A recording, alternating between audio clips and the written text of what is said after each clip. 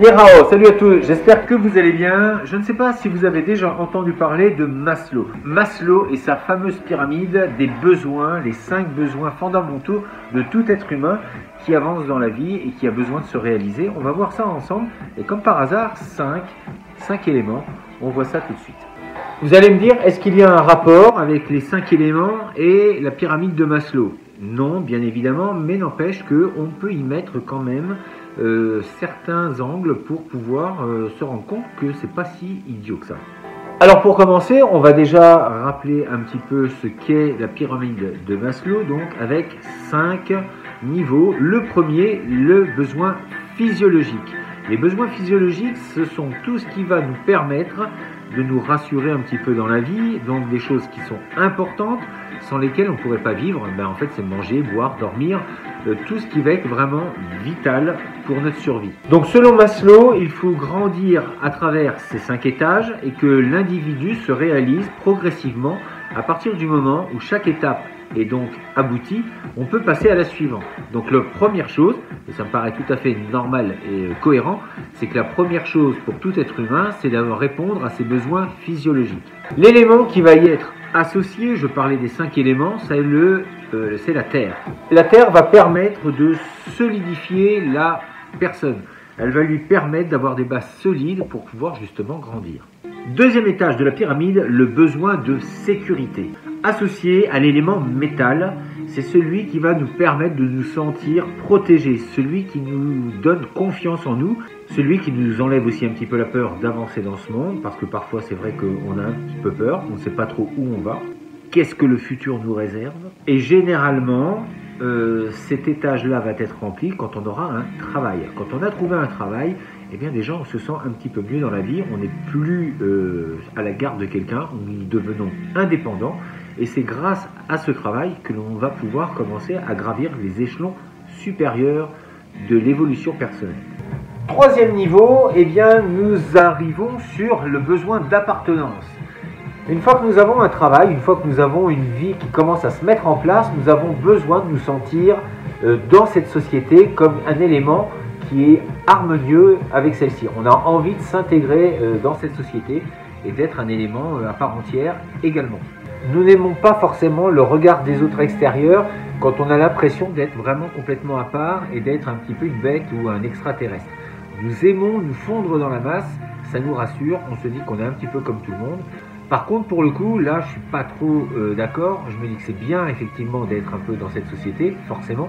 Mais être différent, c'est cultiver aussi sa personnalité, sa créativité. Et c'est ce qui fait de nous des êtres uniques.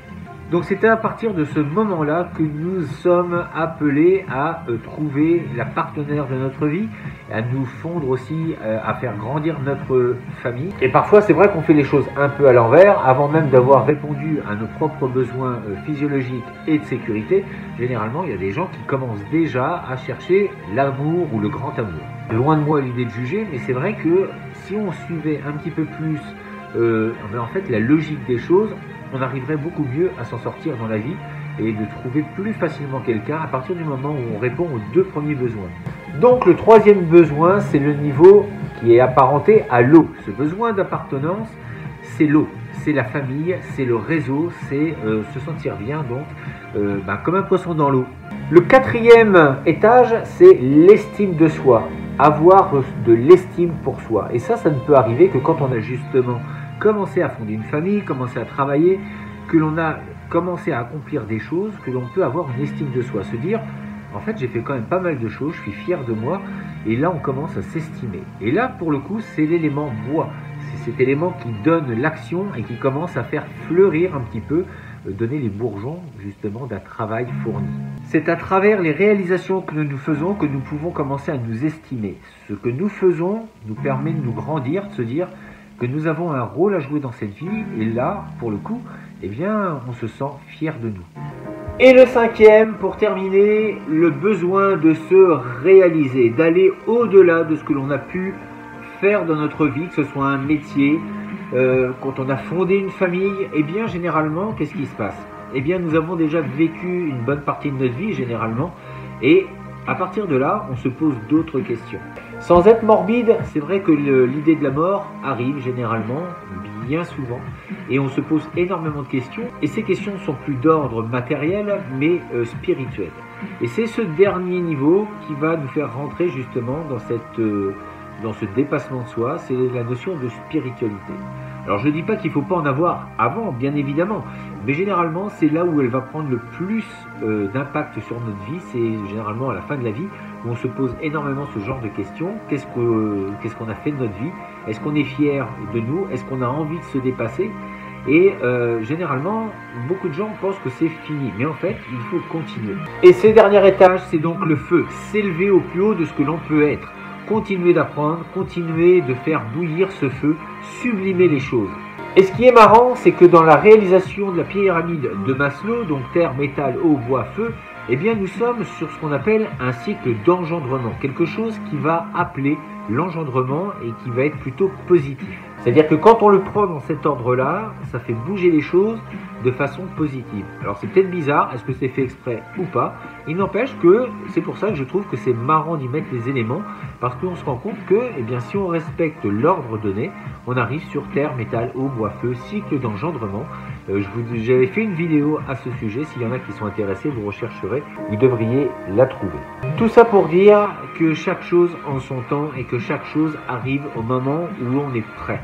Mais il faut commencer d'abord par les choses qui nous semblent logiques, physiologiques, de sécurité, cette notion d'appartenance, d'estime de soi et de réalisation de soi. En suivant ce genre de plan, on va dire que ce n'est pas une certitude, mais on va dire qu'on a de grandes chances d'acquérir une forme de bonheur si on arrive à suivre ce plan qui est fixé. Il suffit de se donner les moyens et puis de gravir petit à petit les échelons. Et généralement, eh bien, on va dire qu'on fait sa vie plutôt mieux que si on avait fait un petit peu tout dans le désordre. Bien sûr que l'on peut mélanger, on peut très bien avoir de la spiritualité dès le départ, bien évidemment.